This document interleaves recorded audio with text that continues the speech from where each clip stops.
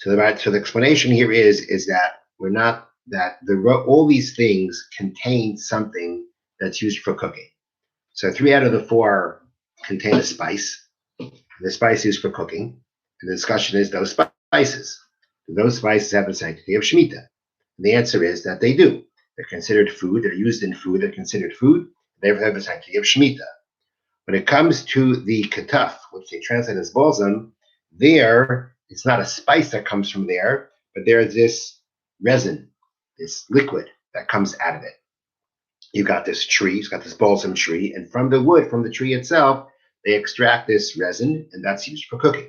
So according to the Tanna Kamma, all these things, the spices and the resin, have the sanctity of Shemitah, and money exchanged for them also sanctity of Shemitah. Although the Mishnah doesn't mention it, the Bartanura mentions that they also have beer, that these things eventually wither away if left in the field. Therefore, they're not considered available for the animals of the field all the time, and therefore, the mitzvah of beer, that what you've collected for your animals has to now be removed and rendered odorless, will apply to them too. Rabbi Shimon Omer, Rabbi Shimon says, Ein la katav shvius. When it comes to the balsam, there is no sanctity of Shemitah for it, to it, because it's not a fruit. Meaning, the things that have the sanctity of Shemitah, as we mentioned previously, are as things that are used for eating. Now, eating doesn't have to just mean eating. Eating means that when you benefit from it, as you're benefiting from it, you use it up. And therefore, we mentioned dyeing is the same thing. You cook the dye in the pot, with the liquid, with the water, with whatever it is that you're trying to dye. So as the dyeing is happening, that's when the plant that's used for the dyeing is being used up. Those are the things that are considered the produce of Shemitah. Wood, firewood, is not considered the produce of Shemitah because the primary use of firewood is, let's say, for baking. And for that, you actually want the wood to be consumed, to be burned, to be turned into charcoal. And then the heat is what you use for baking or cooking. And therefore, firewood does not have the sanctity of Shemitah. Here the question is, where you've got this balsam, and you have this resin that comes out of the wood. Is it considered a component of the wood, or is it considered the fruit of this tree? Tanna Kamma, who says that this resin of the balsam has the sanctity of Shemitah, considers it the fruit of the tree. While Reb Shimon doesn't consider the fruit of the tree, just considers it a component of the wood. If it's just a component of the wood, the halacha is going to be that it does not have the sanctity of Shemitah. And the Bartanura speaks out, the halacha is like Reb Shimon. So that means that the resin of the balsam does not have the sanctity of Shemitah, although it is used for, flavoring food. Okay, that is today's Mishnah. Now we'll go to the Sefer HaMitzvot. And because of the fact that this Mishnah was a short Mishnah, I'm going to go a little bit out of order. And instead of doing the next mitzvah, which would have been Ayin Gimel 73, which is a short one, I'm going to skip to Ayin Dal 74, and we will do 73 the next time. So Ayin Dal of Mitzvah Sasei Sheshulach Hatan, the positive commandment of sending away from the nest. Who? And this mitzvah is the following. Hamaitzi kan tzipor baderach. You find a bird's nest on the way. You're traveling, and you're traveling on the way, and you basically find this ownerless bird's nest. And the mother is sitting on the ephraim, the chicks, the fledglings, around the eggs. Now you want to go ahead and take those chicks or those eggs. You have to first send away the mother, and then you can take what's in the nest. As it says, you shall surely send away the mother. And then it says, you can take the children. And the manner of sending away the mother is, you don't just shoo it away. You have to basically grab it by its wings and then send it away. Make it fly away. Shilcha b'chazra, you sent it away and it came back. Afilu kama pamim, even if this happens many times, you got to send it away each time. You can't just say, well, I did it once, so it doesn't matter. I can take the eggs or the chicks without them, but send away the mother. Can't do that. Now let's say it was flying around the nest. If the wings of the bird are touching the nest, you got to send it away.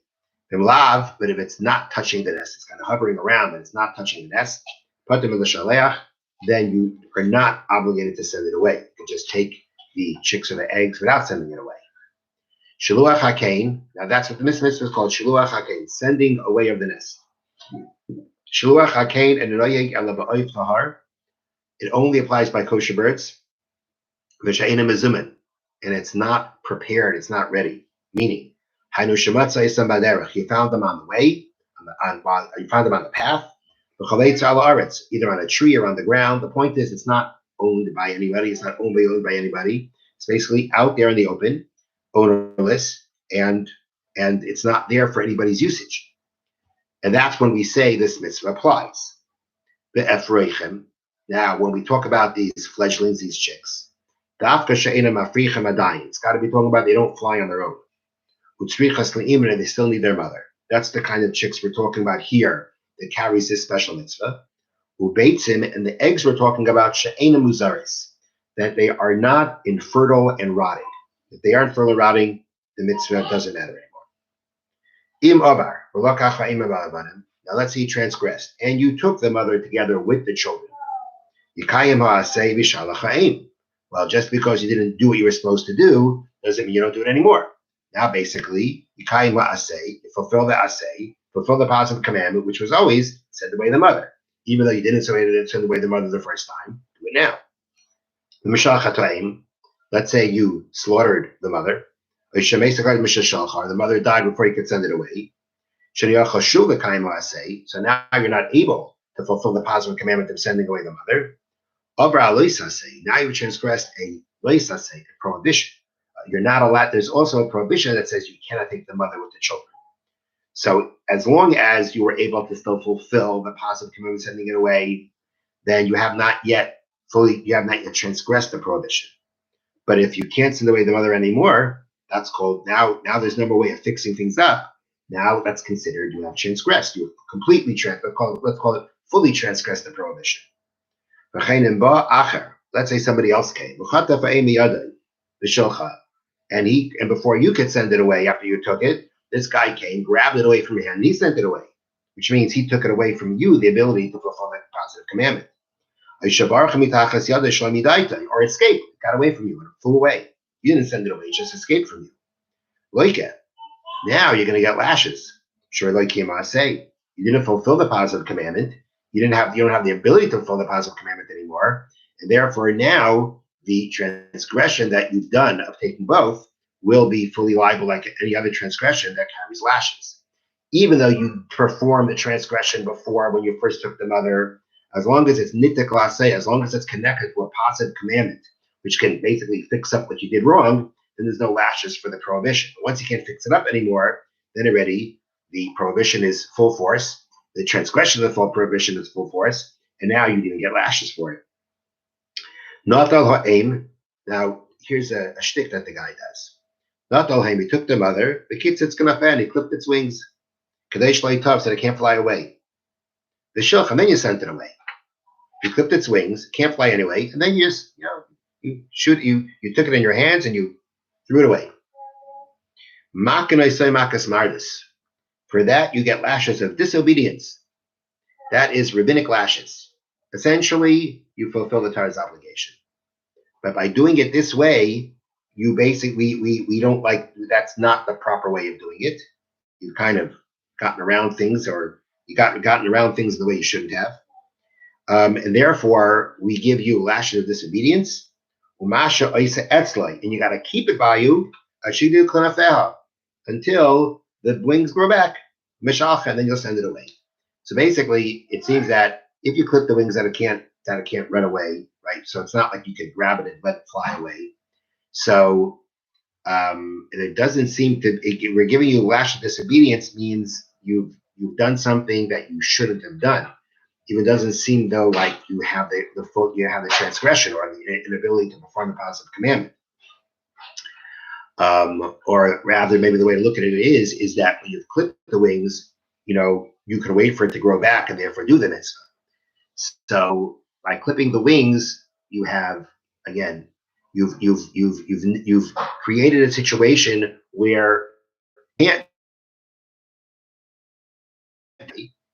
by clipping the wings you can't do that anymore, um, and therefore just for doing that we're going to give you lash of disobedience, but it wouldn't be considered that you've fully transgressed because you could wait for the wings to grow back and then do it. So that's what we tell you to do. If you clip the wings, it shouldn't run away, shouldn't fly away because you want to keep it. Then we give you lash disobedience for clipping the wings. At the same time, you can wait for the wings to grow in order to fulfill the positive commandment the Torah wants you to do. That's what you got to do. This applies in all places, at all times, both by men and by women. Have a wonderful day and stay safe. Tonight will be the at 8 o'clock. Tonight will be the Parsha class. Have a great day.